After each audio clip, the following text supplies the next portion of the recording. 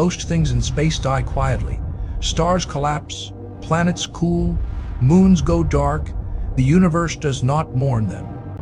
But Pluto did something different.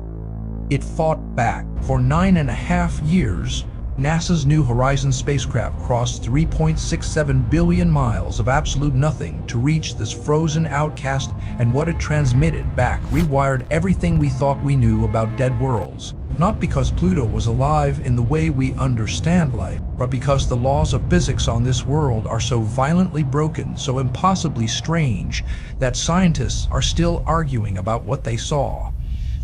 This is not the story of a small, forgotten rock. This is the story of a world that should be dead and refuses to act like it. Let us start with something simple: the sky. If you were standing on Pluto's surface right now, you would not see stars the way you see them from Earth. No soft glitter, no gentle shimmer. On Pluto, with almost no atmospheric interference, the stars are razor-sharp points of pure white light, thousands of them, burning cold and merciless in a sky the color of black ink. And directly above you, hanging like a wound in the darkness, would be Charon. Pluto's largest moon is not a moon in any normal sense of the word. On Earth, our moon is roughly 1/4 the size of our planet. Charon is more than half the size of Pluto. Some scientists refuse to call it a moon at all. They call it something more unsettling: a binary system. Two worlds locked together, falling around each other in an endless gravitational embrace. Charon never rises on Pluto. It never sets. It simply hangs there, frozen in the same patch of sky, motionless, watching. A pale gray face, 750 miles wide, staring down at you from 12,000 miles away, never blinking, never moving. If you walked to the other side of Pluto, you would never see Charon at all. Not once.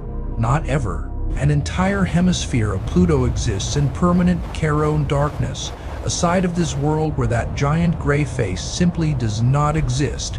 Two completely different skies on a single world. But Charon is only the beginning of what is wrong with this place. Pluto has 5 moons. 4 of them are small, irregular, tumbling rocks: Styx, Nix, Kerberos, and Hydra. Scientists expected them to orbit Pluto in clean, predictable circles. Instead, they spin. Not slowly, not gently. They tumble. Wildly, chaotically, with no pattern, no rhythm, no reason. Hydra rotates on its axis once every 10 hours, but completes a full orbit every 38 days. This means if you were standing on Hydra, the sun would rise and set in completely random directions every single day. North, south, sideways. Pluto would appear at different angles overhead at different hours. The sky would be in a permanent state of confusion. Scientists had never seen anything like it. The gravitational resonance between Charon, Pluto, and these 4 small moons creates what astrophysicists call a chaotic system, a gravitational configuration so unstable that the future positions of these moons cannot be precisely calculated. They exist in a kind of permanent gravitational argument with each other that will never be resolved. Mathematically, they should not still be here. And yet, now consider the seasons. On Earth, our seasons last 3 months. On Pluto, a single season lasts over 60 years. Let that reach you. A Plutonian summer begins. The sunlight, dim as it is, hundreds of times weaker than what reaches Earth, begins its slow, brutal assault on the frozen surface. But Pluto's orbit is not circular. It is an extreme ellipse, a wild, elongated path that carries it nearly 50% further from the sun at its farthest point than at its closest.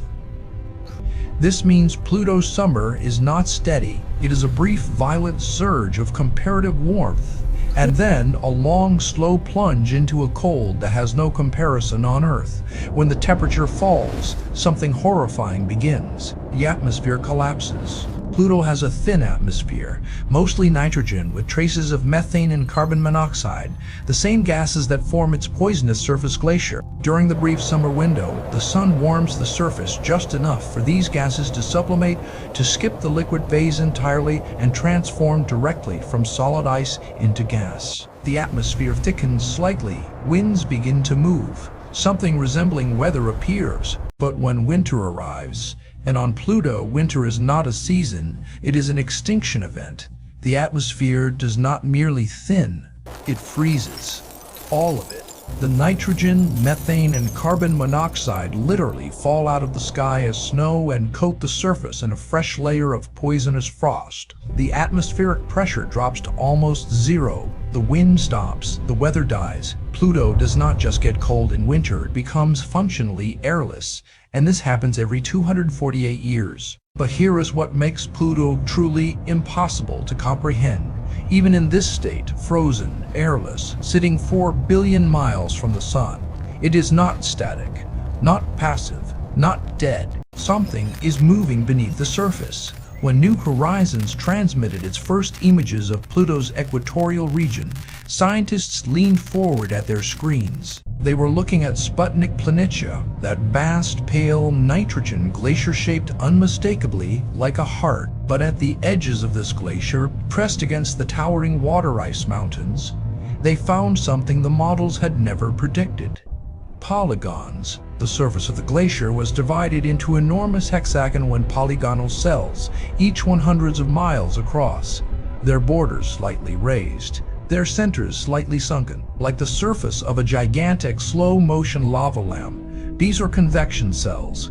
Deep within the glacier, Pluto's tiny radioactive core radiates just enough heat to warm the nitrogen ice from below. The warmer nitrogen rises, the cooler nitrogen sinks. This cycling process, moving at speeds so slow it would take tens of thousands of years for a single full rotation, is constantly reshaping the surface of the glacier from below. Pluto, in its own geological language, is breathing.